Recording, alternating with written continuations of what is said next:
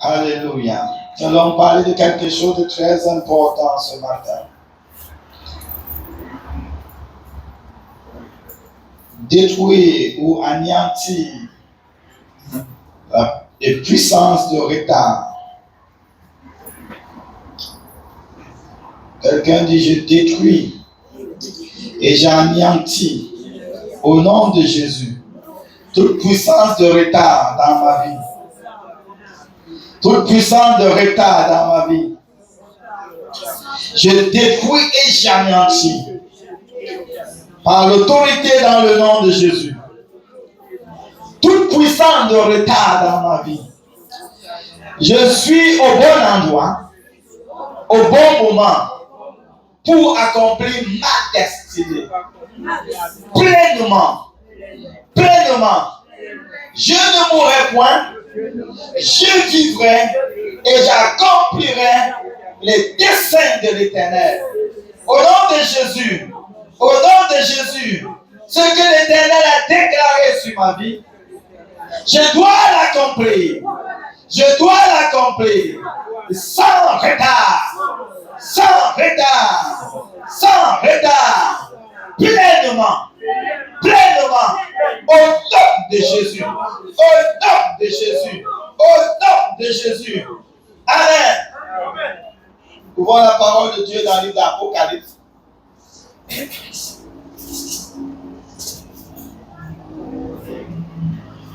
Avec le Seigneur, on finit avant de commencer. Apocalypse.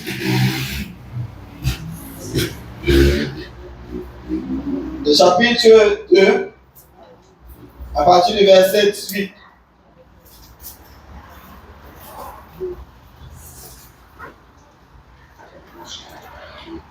Apocalypse chapitre 2, verset 18 nous dit: Écrit à l'ange de l'église de Thyatire, voici ce que dit le Fils de Dieu, celui qui a les yeux comme une flamme de feu et dont les pieds sont semblables à du bronze ardent. Je connais tes œuvres, ton amour, ta foi, ton service et ta persévérance. Je sais que tes dernières œuvres sont plus nombreuses que les premières. Mais ce que j'ai contre toi, c'est que tu laisses faire Jézabel, cette femme qui se prétend prophétesse. Elle enseigne et égare mes serviteurs pour qu'ils se livrent à l'immoralité sexuelle et mangent des viandes sacrifiées aux idoles. Je lui ai donné du temps pour changer d'attitude, mais elle ne veut pas se détourner de son immoralité. Voici, je vais la jeter sur un lit et envoyer un grand tourment à ceux qui commettent l'adultère avec elle, s'ils ne se repentent pas de leurs œuvres. Je frapperai de mort ses enfants, et toutes les églises reconnaîtront que je suis celui qui examine les reins et les cœurs, et je traiterai chacun de vous conformément à ses œuvres.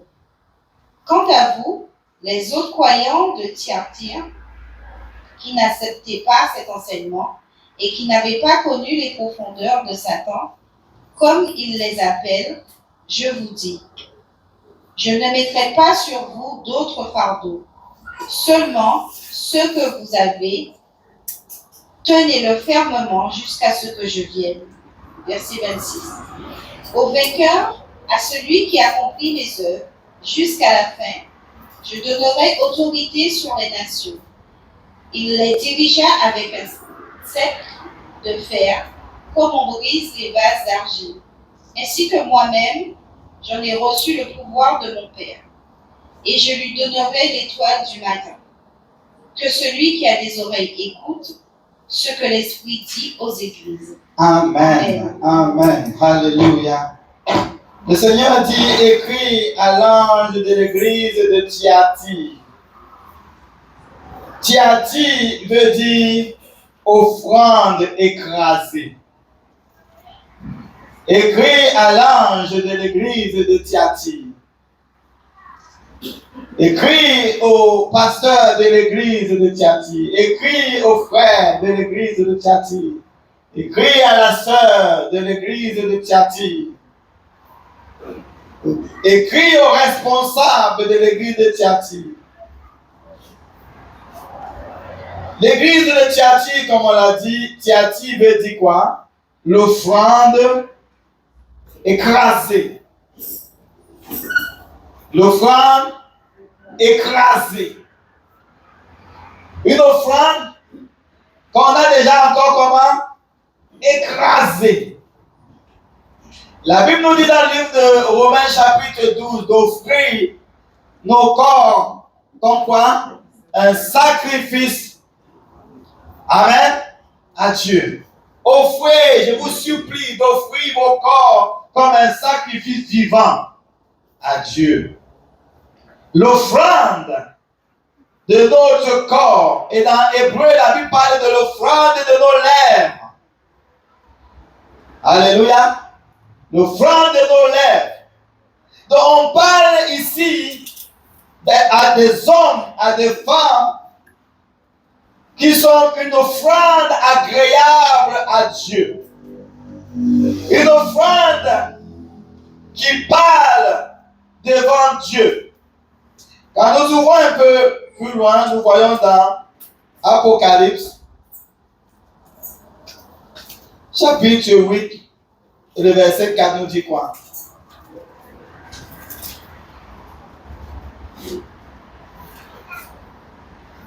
La fumée des parfums monta de la main de l'ange devant Dieu avec les prières des saints. Amen. Amen. La fumée est montée devant Dieu avec la prière des saints. Pour qu'il y ait fumée, il faut qu'il y ait une offrande sur l'autel.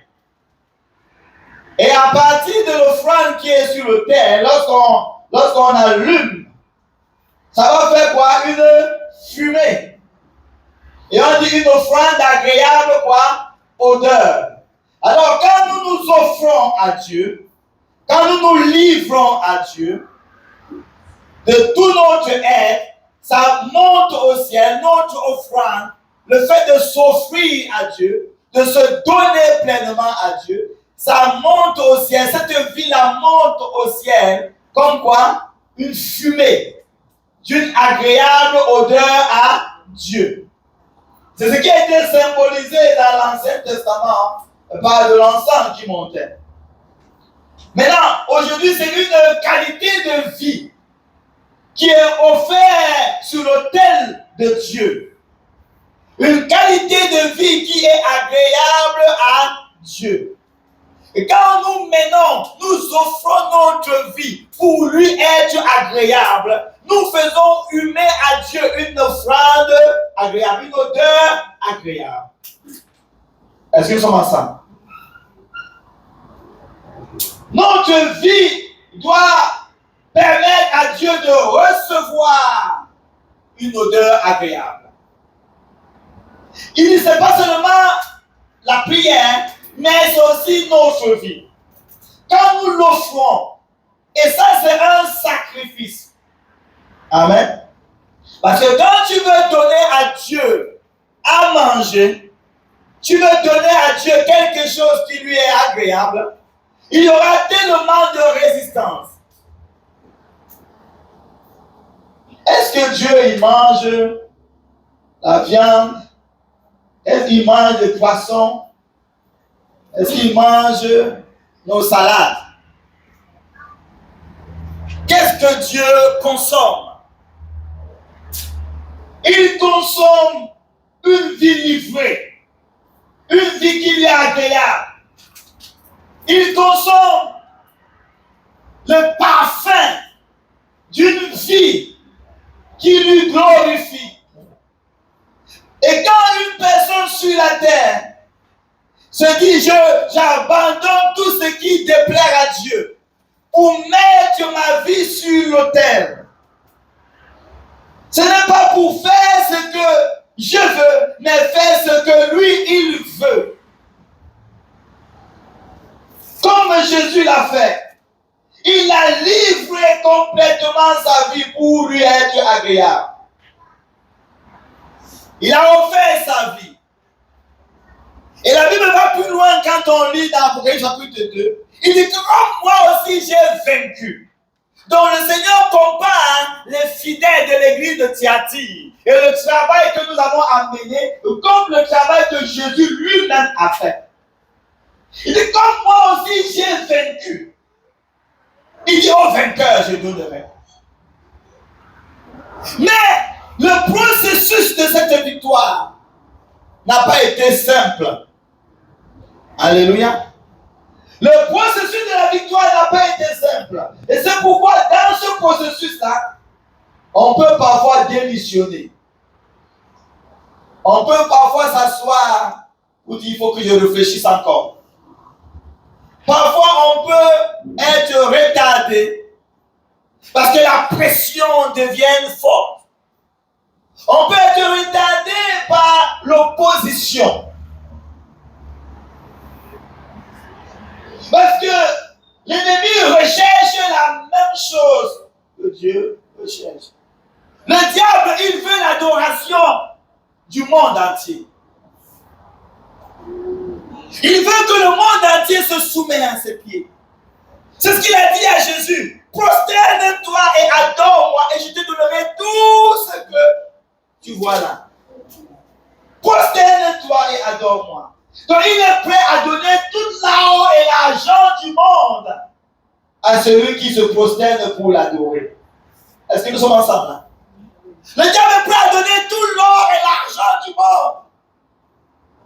Tout ce que tu peux trouver de bon, naturellement, dans ce monde, il est prêt à le donner à quiconque se prosterne pour l'adorer.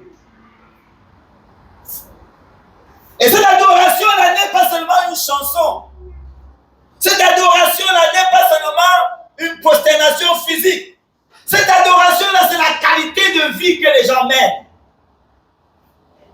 Et c'est pourquoi il y a des précurseurs de l'Antichrist par leur qualité de vie.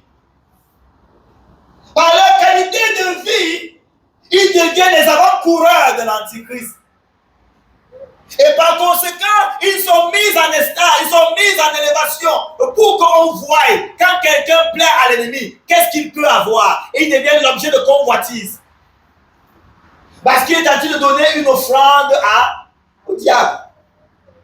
Mais Dieu recherche les hommes et les femmes qui vont lui donner une offrande. Alléluia. Et dit que Dieu recherche quoi? Des hommes et des femmes qui vont lui donner quoi? Une offrande.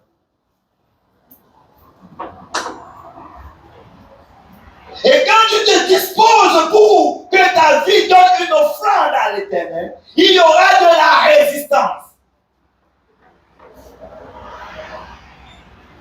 Il y aura de la résistance. Et cette résistance, ça peut venir du fait que toi-même, tu te trouves en opposition avec ce que tu vois ou avec le monde qui t'entoure.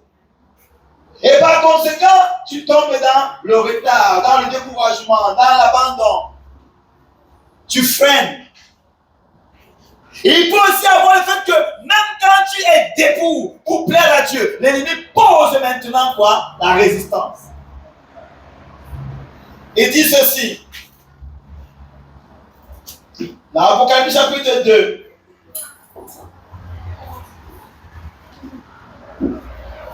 Et puis à l'âme de l'église de Thyatire, dont l'offrande est écrasée.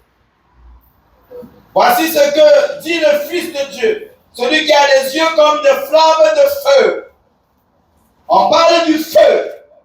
L'offrande écrasée doit être consumée par le feu. Jésus lui-même, parce qu'il est passé par là, il dit que ses yeux sont comme des flammes de feu. Parce que quand tu es dans le feu, tu es devenu le feu.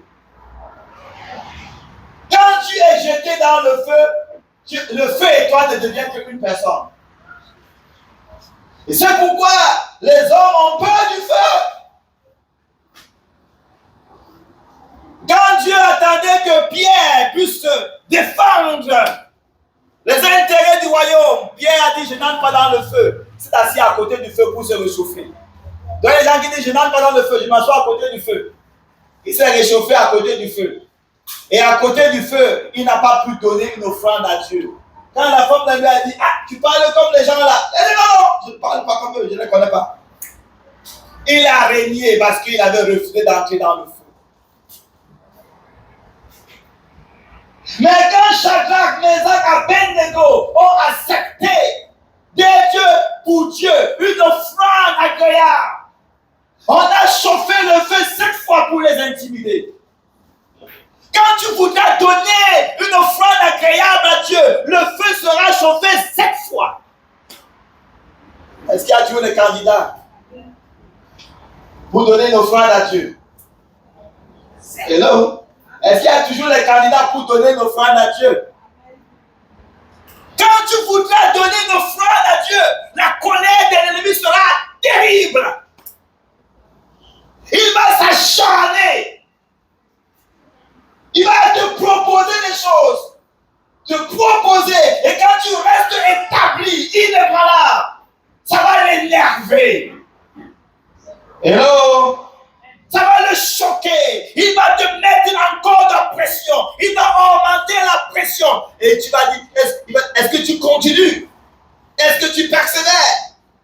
Mais bien aimé, alléluia, il y a des regards sur nos vies. Le Seigneur dans le ciel te regarde. Le diable te regarde. Mais est-ce que tu vas obéir à l'ennemi ou à Dieu? Quand le combat était dirigé contre Job, le ciel le regardait. Les démons le regardaient. On serrait la ceinture de Job. On serrait sa ceinture pour voir est-ce que tu vas continuer à résister. On écrase les choses autour de lui. Est-ce que tu vas continuer à résister? On écrase les choses autour de lui. Nous lisons la Bible. Mais cette Bible-là, elle est actualisée aujourd'hui. Nous avons affaire au même Dieu, créateur de l'univers, et au même démon. Et à chaque génération, ils font les mêmes choses.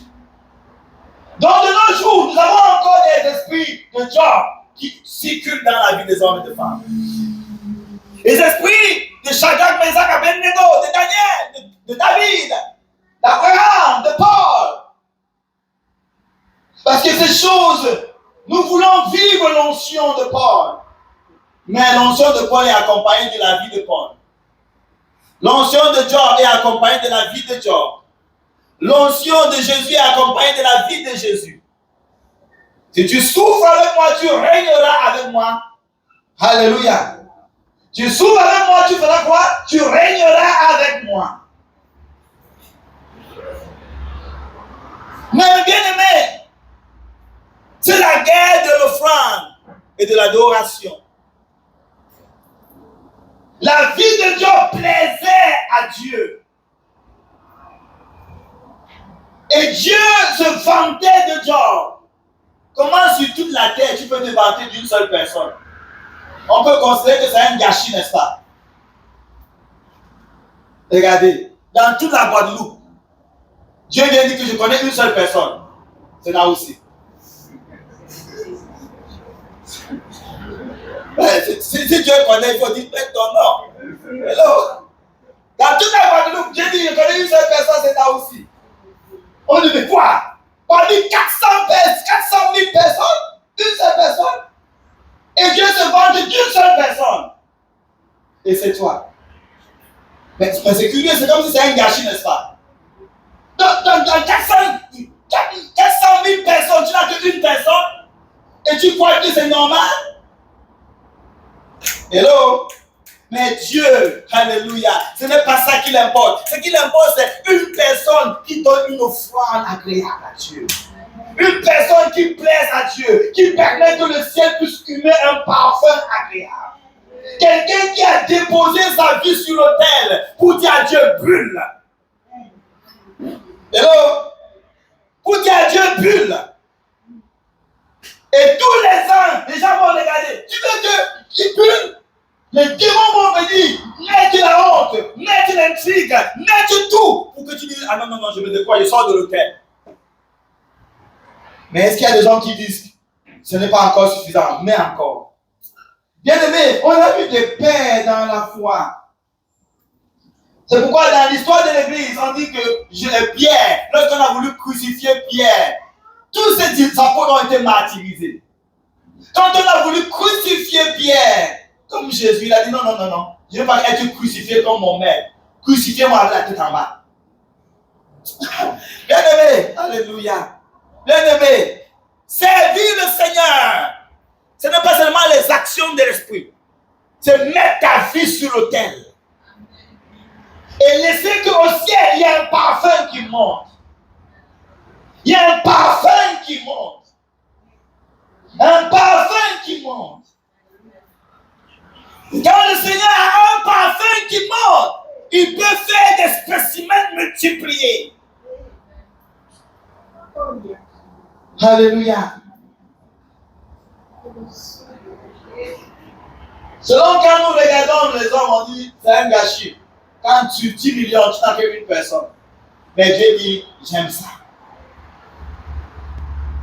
Et l'ennemi ne sera pas content jusqu'à ce qu'il ait tout le monde. Hello?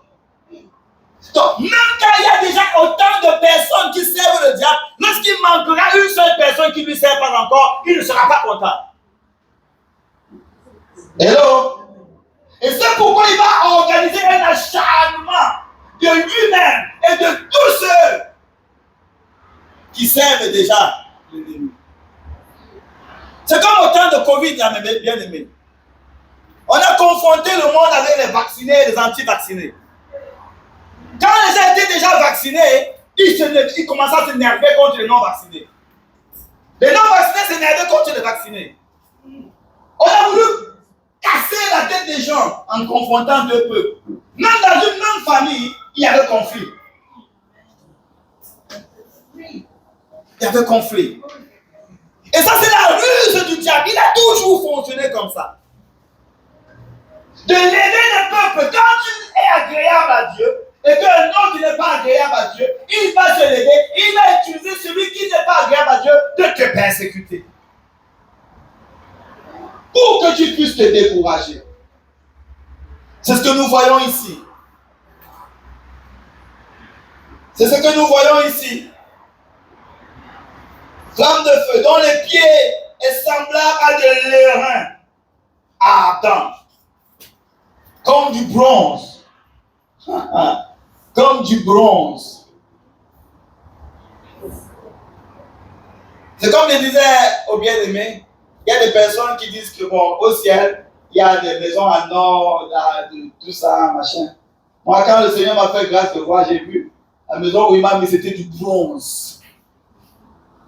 Tout était en bronze. Il m'a dit que mais c'est quoi ça? Comme si c'était passé dans le feu. En bronze. Et là, quand je lis, je vois que même les pieds de Jésus, c'était en bronze. En bronze. Ça veut dire que c'est une vie chrétienne qui est passée dans le feu. Dans le feu. Une vie chrétienne qui sera passée dans le feu. Et si nous refusons le feu, nous refusons la gloire. Si nous refusons le feu, nous refusons la gloire.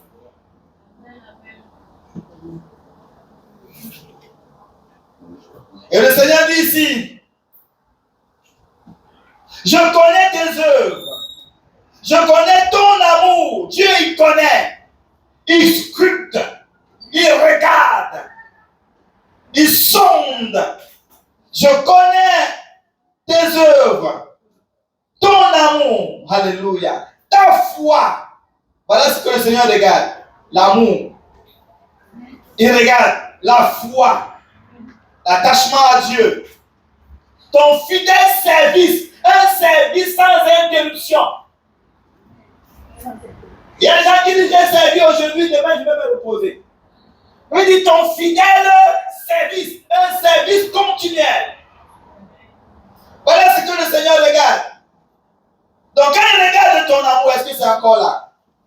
Quand il regarde ta foi, est-ce que ta foi est encore là? Quand il regarde ton service, est-ce que ton service est encore fidèle? Il dit ta constance. Dieu regarde, est-ce que tu es constant? Ou est-ce que tu es inconstant? La constance. La constance. Aujourd'hui, il y a du mal à voir des personnes constantes.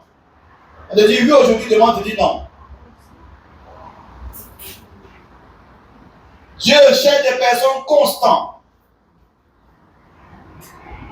Ta constance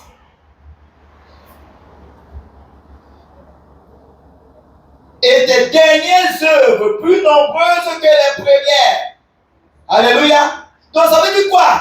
Ça veut dire que même pendant que tu avances, tu n'es pas en train de rétrograder. Quand tu avances, tu deviens encore plus productif. Alléluia. C'est ce que le Seigneur est en train de vouloir nous communiquer. Plus tu avances, plus tu es productif. Il y a des gens qui avancent, quand pendant qu'ils avancent, ils sont devenus plus laxistes, paresseux. Et c'est ce que nous voyons dans l'église en général. Normalement, on devait être plus enthousiaste pour Dieu. Parce que le Seigneur, il revient bientôt. Mais cet enthousiasme-là est en train de refroidir plutôt. Parce qu'il y a quelque chose qui se passe qu'on va voir là. Il dit, mais ce que j'ai contre toi, c'est que tu as laissé. Tu as laissé la femme Jézabel qui se dit prophétesse enseigner et séduire mes serviteurs pour qu'ils se livrent à l'impudicité et qui mangeassent des viandes sacrifiées aux idoles. Tu as laissé. Tu as été laxiste. Dieu nous a donné la responsabilité de garder. Est-ce que quelqu'un avec moi? Dieu nous a donné la responsabilité de garder. Et parfois, le fait qu'on a été écrasé, le fait qu'on a été méprisé, le fait qu'on a été oppressé, et parfois nous rend laxistes. Est-ce que quelqu'un avec moi? Et quand ça devient trop difficile, on diminue la rigueur, on diminue les règles. Parfois, au bac, quand on dit la moyenne, c'est 10. Et quand on voit que sur 10 000 personnes, au bac, il n'y a eu que 1000 qui peuvent avoir le bac. Et on voit que tout le monde, la plupart, sont dans les 8, les 9, les 7. Parfois, on descend. On dit, allons faire le rattrapage. Prenons les 8 pauvres pour au moins avoir 1500 personnes sur 10 000. Donc, on diminue le standard pour avoir quand même un nombre élevé. Mais écoutons, Dieu ne va pas diminuer le standard du ciel. Est-ce que quelqu'un avec moi? Dieu ne va pas diminuer le standard du ciel parce qu'il me dit, fais entrer quand même quelqu'un. Au temps de Noé, il y avait autant du monde qu'actuellement parce que les gens vivaient longtemps. Les gens vivaient 300 ans, 400 ans. Donc il y avait beaucoup de monde, beaucoup de population. Il y avait des millions de personnes à ce temps-là. Mais le standard de Dieu n'a pas baissé parce qu'il n'y avait que 8 personnes pour entrer dans l'âge. Hello? Dieu n'a pas dit, mais quand même, allons baisser le standard, acceptons les homosexuels. Allons baisser le standard, acceptons les menteurs, pour qu'il y ait quand même un nombre dans l'âge. On ne peut pas quand même sauver seulement 8 personnes sur des millions de personnes. Baissons un peu le standard pour accepter les voleurs. Baissons le standard pour accepter les mumus. Baissons un peu le standard pour accepter. Dieu n'a pas baissé le standard. Donc, la pensée de Dieu n'est pas la pensée des hommes. Dieu n'est pas un homme. C'est pas parce que quand la pression devient forte que nous baissons le standard que Dieu va faire pareillement. Il dit ce que j'ai contre toi. Ou que, comme quelqu'un avait dit, tu penses que Dieu va m'envoyer en enfer? C'est le docteur Martin qui donne le témoignage. Il dit, tu penses que Dieu va m'envoyer en enfer? J'ai gagné des millions de personnes pour Jésus-Christ. Tu penses que Dieu va m'envoyer en enfer? Donc nous pensons que le fait que nous avons été fidèles au service, nous avons été constants, nous avons notre foi est restée inébranlable, ça nous donne le droit d'avoir d'être laxistes sur certains points. Hello? Bien que tu aies été constant, fidèle dans ton service, cela ne te donne pas le droit d'être laxiste là où Dieu te recommande. Il dit ce que j'ai contre toi. On aurait dit que mais, Dieu devait fermer les yeux quand même sur ça. Quand même, il y a déjà tellement de choses. Mon amour, ma foi, ma constance. Est-ce que comment ça? Dieu devait quand même fermer les yeux sur ça quand même. Mais il vient, il dit ton amour, tu dis waouh, waouh. Ta foi, waouh, waouh. Ta constance, waouh, waouh. Et il vient mettre de toi. Ce que j'ai contre toi.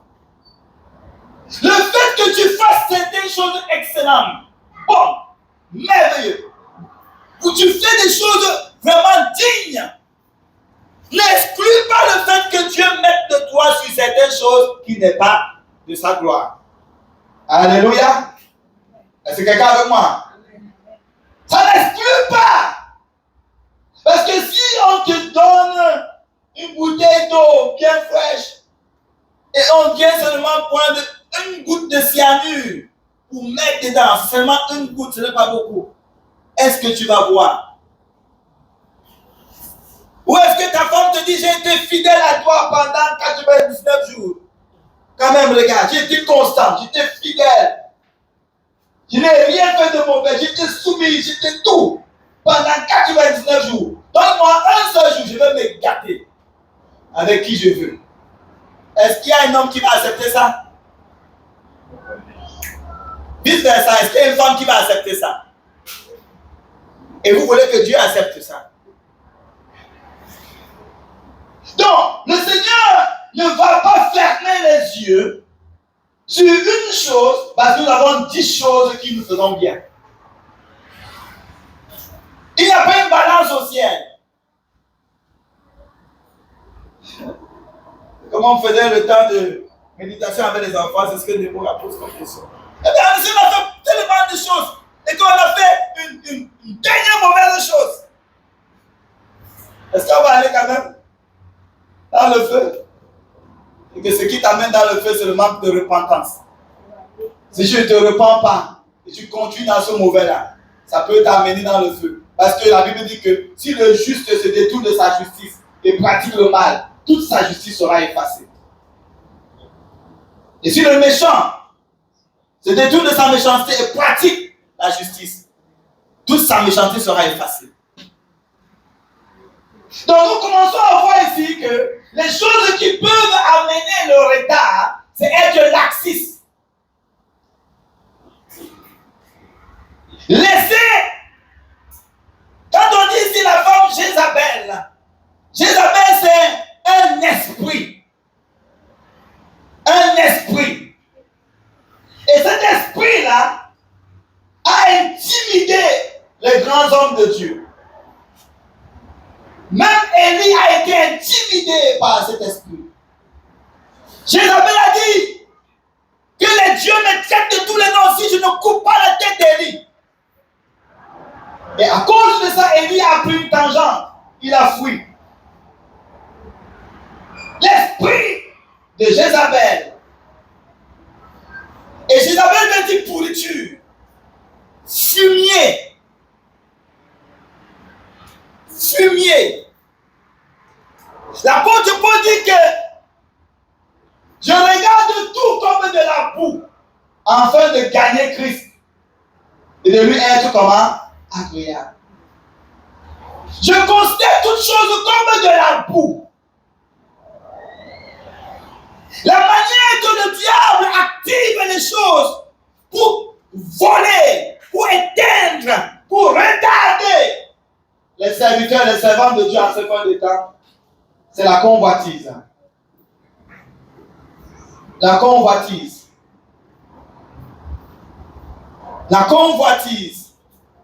Convoitise des yeux. Convoitise. Est-ce que c'est pas ça? Convoitise de la chair.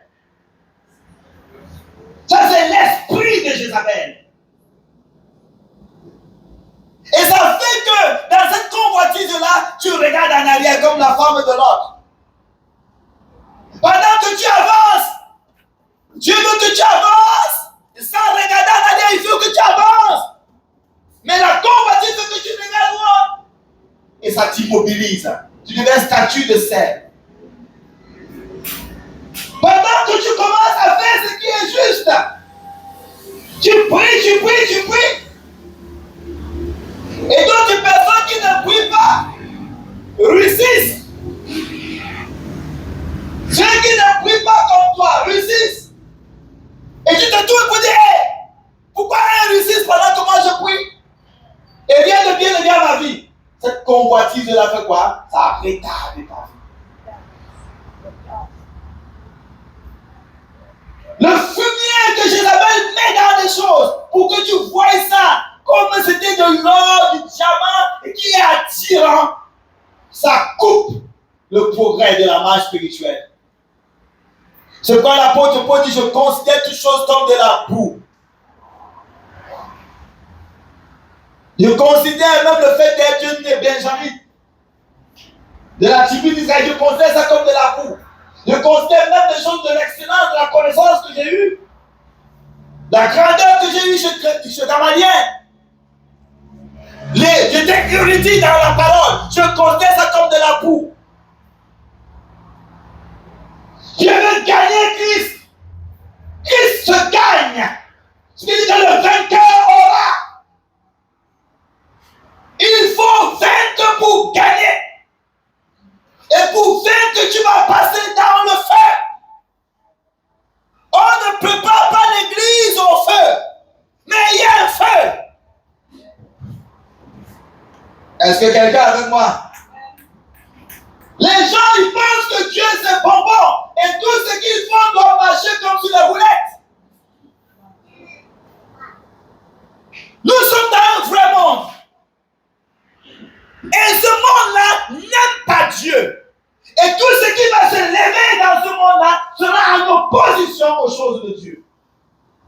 Et celui qui veut plaire à Dieu dans ce monde-là sera persécuté. Est-ce que quelqu'un avec moi? Celui qui veut donner une offrande à Dieu, celui qui veut faire un parfum de bonne odeur à Dieu, il sera persécuté. Et pendant que tu es sur le chemin de plaire à Dieu, de donner une offrande agréable à Dieu, tu vois les autres réussir sans payer aucun prix. Et ça te touche ton cœur. Tu dis, mais est-ce que moi je suis fou? C'est moi qui est dans l'erreur? C'est moi qui a perdu la tête? Qu'est-ce qui se passe? Et quand je te tourne pour la convoitise, tu es freiné. La femme de Lot a été freinée. Elle est devenue statue de sel. Est-ce que quelqu'un est avec moi? Lot, quand Dieu lui a dit, dans Genèse 19, va à la montagne. L'autre a dit non, la convoitise de la petite fille. Il a commencé à corrompre Dieu. Pour dire à Dieu, regarde, la petite fille de toi, n'est-ce pas, c'est petite? Laisse-moi aller là. Laisse-moi aller là. Au lieu d'aller à la montagne, Dieu nous attend à la montagne. Il nous attend à la montagne et gravir la montagne, ce n'est pas facile. Hello?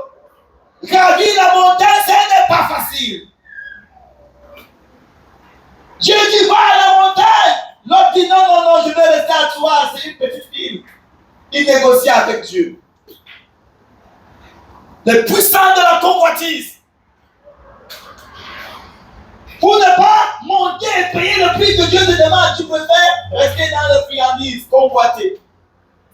Dans le voyeurisme. Mais bien aimé, à cause de cela, l'esprit de Jézabel est entré dans la famille de Lot. Ils ont engendré les Moabites et les Ammonites par l'inceste. La convoitise enfante le péché et le péché enfante la mort. On convoite et on accouche le péché. Et le péché produit la mort. Pour que l'apôtre Paul soit radical et accompli des exploits qu'il a accomplis avec les épîtres que nous avons aujourd'hui, il a fallu qu'il renonce à tout. qui renonce à tout. Il était un homme le plus élevé dans le Sanhédrin. On lui donnait des lettres pour aller tuer les chrétiens. Il avait une prestance, un honneur parmi les grands. Mais il a fallu qu'il renonce à tout pour gagner Christ.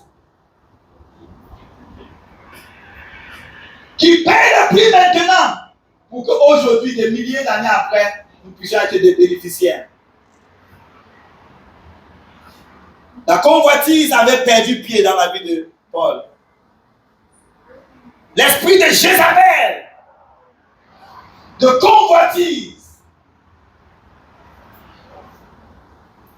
des choses que tu vois attrayantes, qui tu vois pimpant, glorieuses, selon les yeux naturels. Quand tu regardes selon les yeux spirituels, c'est de la boue. Et tu commences à dire, je vais abandonner cette boue. Je considère toutes ces choses comme de la boue parce que je veux gagner Christ. Et tu es prêt à endurer. Tu es prêt à endurer. À endurer. Même quand l'ennemi dit que tu es prêt à endurer. Tu demeures ferme. Comme Étienne est demeuré ferme. Lorsqu'on a même dit à Étienne, je vais te lapider. On voit. Et mais bien aimé, le fait que le monde soit méchant, ce n'est pas parce qu'il ne voit pas la gloire de Dieu. La gloire de Dieu brillait sur la face d'Étienne. La Bible dit que la face d'Étienne était comme celui d'un ange. Mais les bien-aimés, on a vu ça, on a tué Étienne quand même. Parce que l'homme qui est allié avec le diable est méchant. Et même quand tu lui feras voir tout ce qui est excellent, ça ne lui manquera pas, ça ne lui manquera pas de produire sa méchanceté. Il y a une guerre d'offrande. Le diable veut l'offrande qui lui est agréable par les œuvres de pourriture. Et Dieu veut une offrande qui lui est agréable par une vie juste.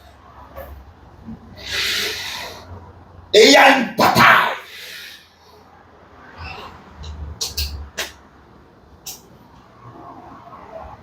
Si tu amènes quelqu'un, tu dis à quelqu'un, va me donner de l'eau fraîche.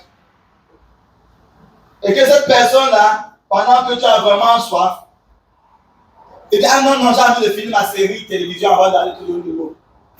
Quand j'aurai fini ma série télévision, je vais te donner de l'eau. Est-ce que tu vas aimer ça? Non. Tu as soif, n'est-ce pas? Il dit, non, je vais te donner de l'eau, mais j'ai un peu sommeil. Laisse-moi dormir un peu.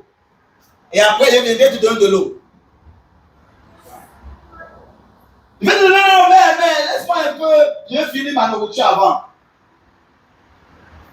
Et je viens te donner de l'eau. Il dit, celui qui met la main sur la charrue et regarde en arrière n'est pas digne du royaume. Il n'est pas digne du royaume. Ça veut dire quoi? Toutes ces choses-là nous empêchent, nous retardent pour pouvoir donner nos offrandes à Dieu. Et nous devons nous lever pour briser l'esprit de retard qui agisse au travers de toutes ces choses, qui stimule toutes ces choses pour nous bloquer et nous amener dans une vie de retard. Abraham a subi ce retard-là. Dans Genèse chapitre 11, verset 31 à 32. Nous lisons.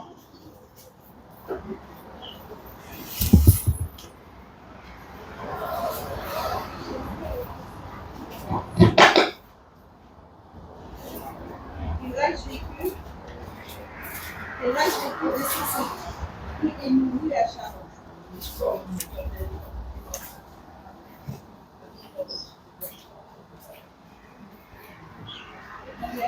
Et là, je suis.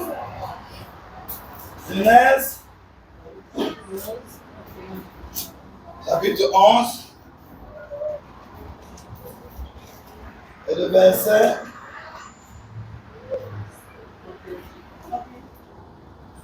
Le verset 31 à 32. Terach prit son fils Abraham, son petit-fils Lot, qui était le fils d'Aaron, et sa belle-fille Sarai, la femme de son fils Abraham. Ils sortirent ensemble d'Ur en Chaldée pour se rendre dans le pays de Canaan. Mais Ouais, je vais relire ici. La Bible dit Terach prit, verset 30, on dit quoi?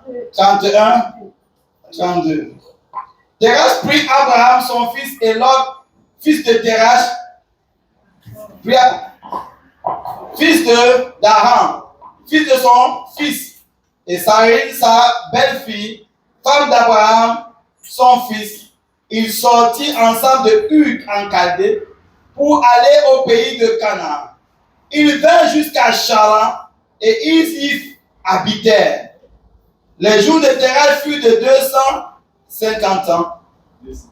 205 ans plutôt. Et Terach mourut à Charan. Donc nous voyons ici que quand nous lisons le même passage dans le livre des Actes des Apôtres, Actes chapitre 7,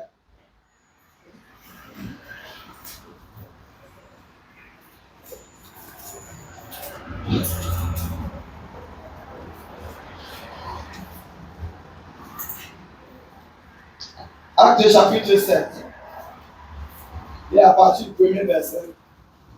Le grand prêtre dit, est-ce exact? Étienne répondit, mes frères et pères, écoutez. Le Dieu de gloire est apparu à notre ancêtre Abraham lorsqu'il était en Mésopotamie. Avant qu'il ne s'installe à Charan, il lui a dit, Donc Dieu a apparu à qui? À À Abraham lorsqu'il était où? Mésopotamie. À Mésopotamie, en Chaldée. Donc Dieu a parlé à Abraham. Et quand il a parlé à Abraham, son père Terach, Dieu n'a pas parlé à Terach, Dieu a parlé à Abraham. Depuis qu'elle était en Mésopotamie. Mais quand Dieu a parlé à Abraham, son père Terach a pris Abraham. Et quand son père Terach a pris Abraham, au lieu d'aller dans le territoire que Dieu avait donné à son fils Abraham d'aller, ils sont allés à Charan, qui était une ville industrialisée, une ville touristique, une ville économique. Ils sont allés, au lieu d'arriver à Canaan, ils sont allés et s'établir à Charan. Jusqu'à ce que Terach meure. Et le nom Terach veut dire retardé. Retardé. Donc, parfois Dieu te donne la vision et il y a quelqu'un d'autre qui s'associe à la vision et qui retarde la vision. Je te donne un projet, je te donne une direction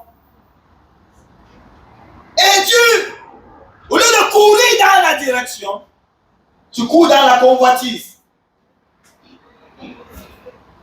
Et les associations que tu prends deviennent des esprits de retard. Et Abraham a été retardé ici presque 14 ans. Jusqu'à ce que Terach meure. Qu'est-ce que nous avons accroché à nos vies qui retarde notre concentration à la vision?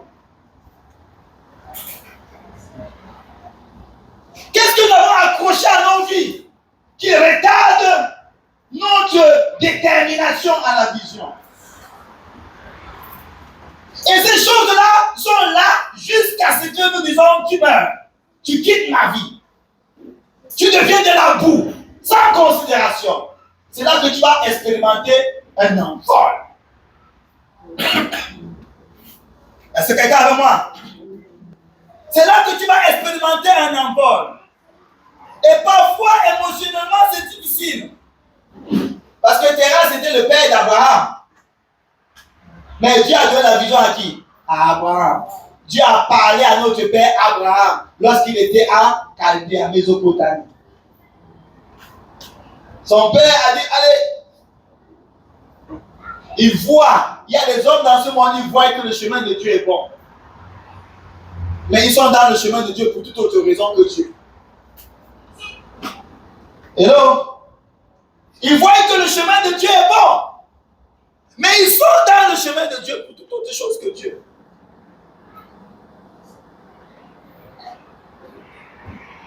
Et quand on est pour toute autre chose que Dieu, on accomplit notre vision et non la vision de Dieu. Et parfois, ça engendre la convoitise des autres. Et cette convoitise, elle a fait quoi? Ça retarde l'accomplissement de la vision authentique. Et Abraham, nous voyons que c'est le détachement qu'Abraham a eu. C'est comme la fusée qui veut monter. À un certain niveau, la fusée se détache de certaines choses. Ça se détache jusqu'à ce qu'elle puisse entrer dans l'orbite. Donc Abraham, il a reçu la vision. Dieu n'avait pas voulu qu'Abraham accomplisse la vision après 100 ans. Dieu voulait qu'il accomplisse avant. Mais il a eu l'attachement de son papa qui s'appelle retardé, esprit de retard. Après, il a eu l'attachement de l'autre qui s'appelle le voile. Le voile était là. Hello? Après, il a eu l'attachement d'Ismaël. Ismaël, qu'on a vu les conséquences aujourd'hui jusqu'à maintenant. L'esprit d'islam.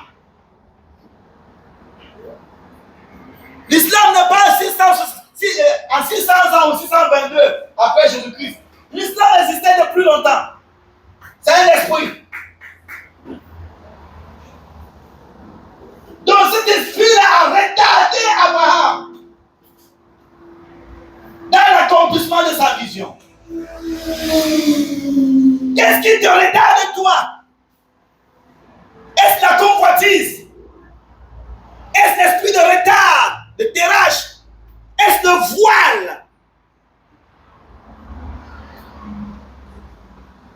Est-ce les forteresses de l'islam? Et bien aimé, la forteresse de l'islam, c'est quoi? Jérémie. Jérémie chapitre 7.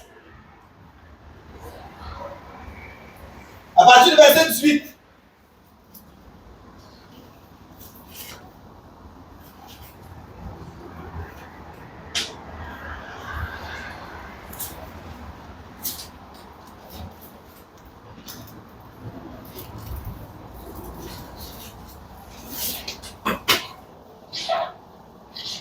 Les enfants ramassent du bois, les pères allument le feu et les femmes pétrissent la pâte pour préparer des gâteaux en l'honneur de la reine du ciel et verser des offrandes liquides en l'honneur d'autres dieux, et de sorte qu'ils méritent.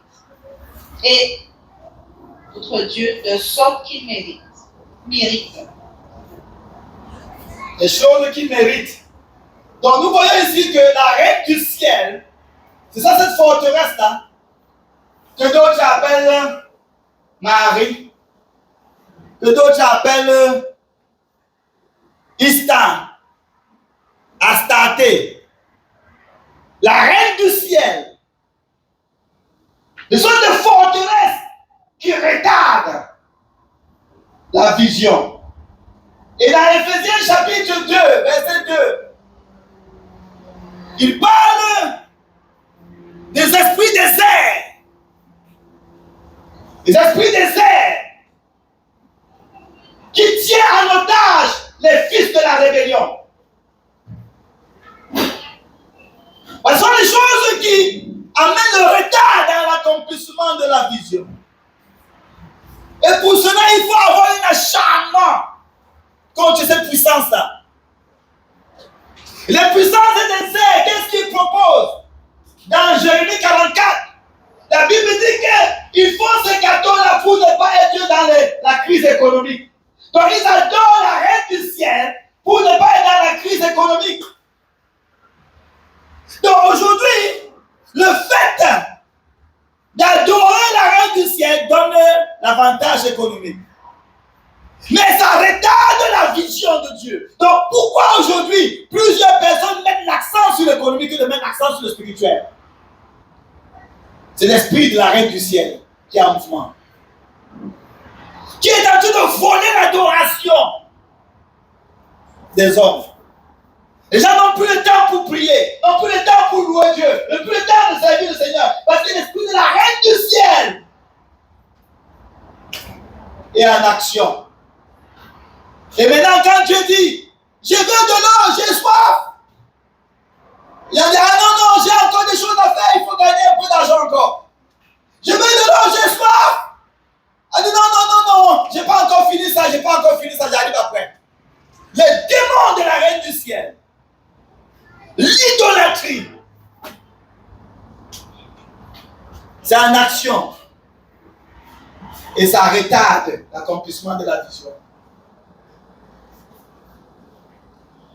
Ça retarde l'accomplissement de la vision. Et depuis lors, notre père Abraham a vécu ça. Des esprits de retard. Et mes bien-aimés, il faut avec acharnement et détermination s'élever.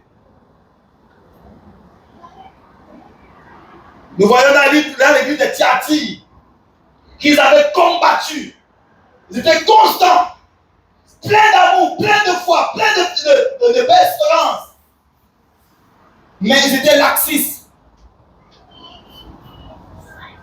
L'esprit de Jézabel était encore en action.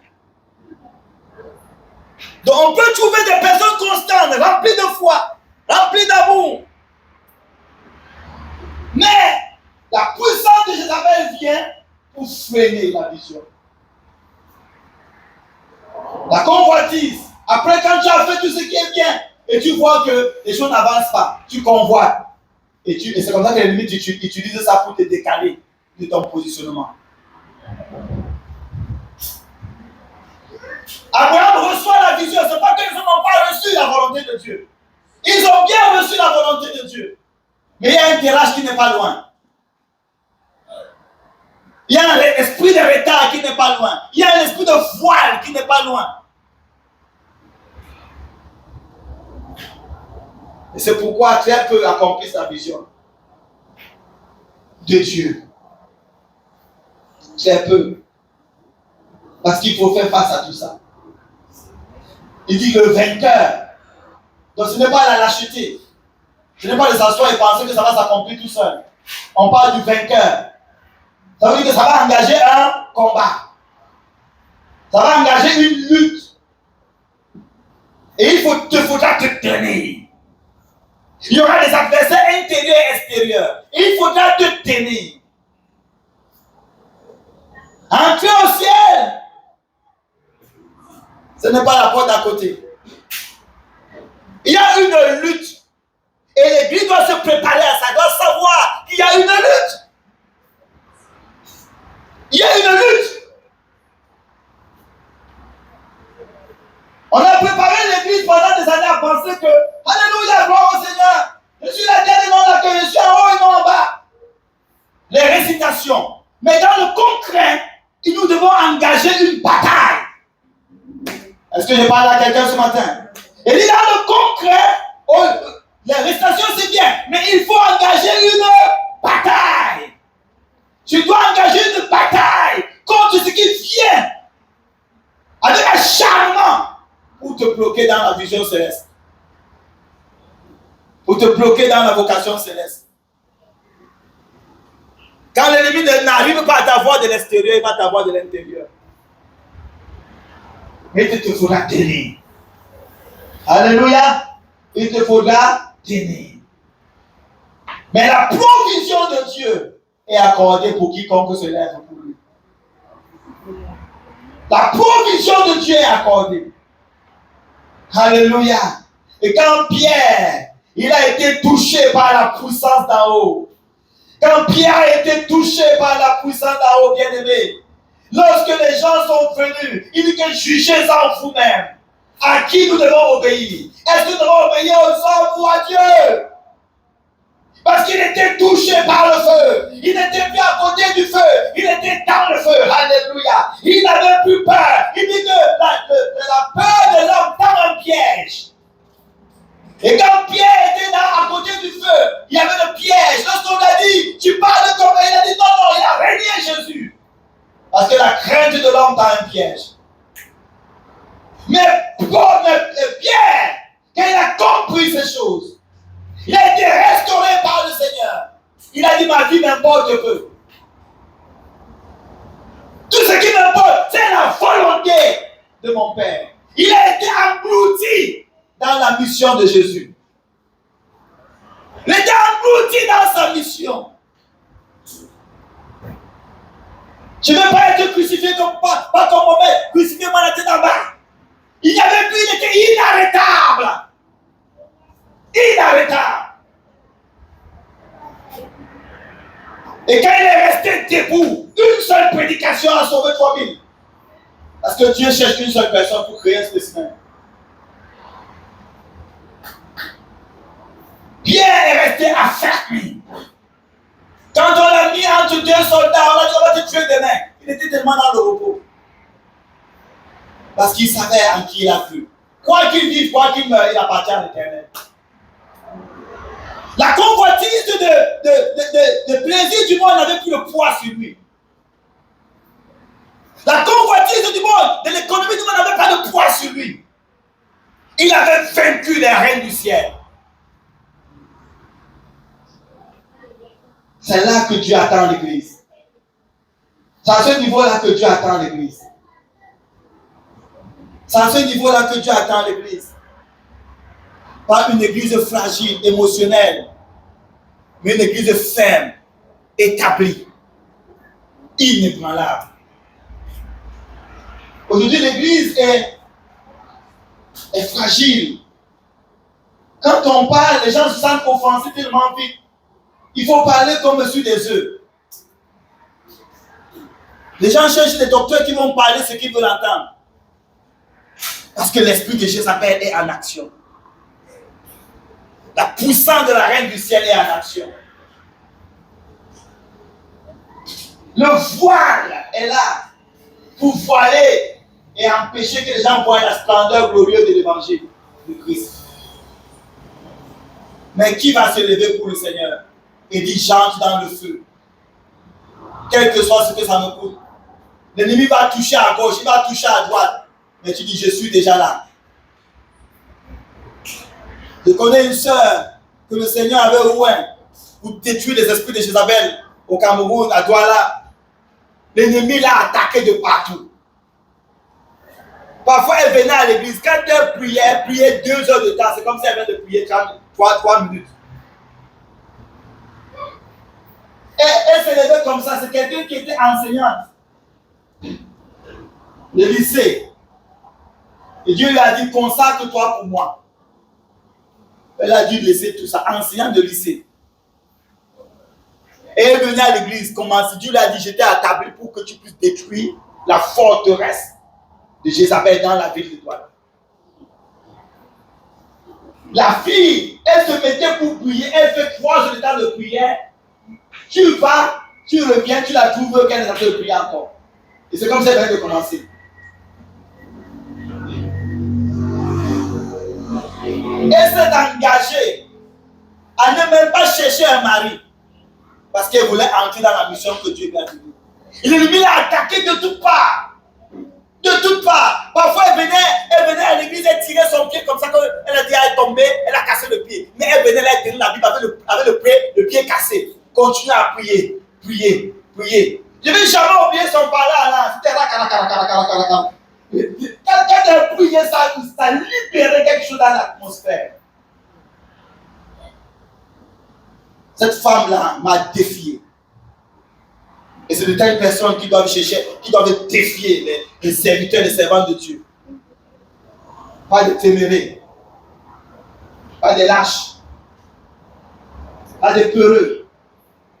Elle m'a défié par son dynamisme dans la foi, par son engagement sans faille, avec toute forme de persécution. On l'a chassée de la maison qu'elle habitait parce qu'elle n'avait pas de quoi payer. Elle vient, elle doit à l'église. Elle continue, elle continue, elle continue. Aujourd'hui, quand tu vas à Douala, tu vois plein d'églises. Des églises de 5000 personnes. Mais il y a quelqu'un qui a payé le prix.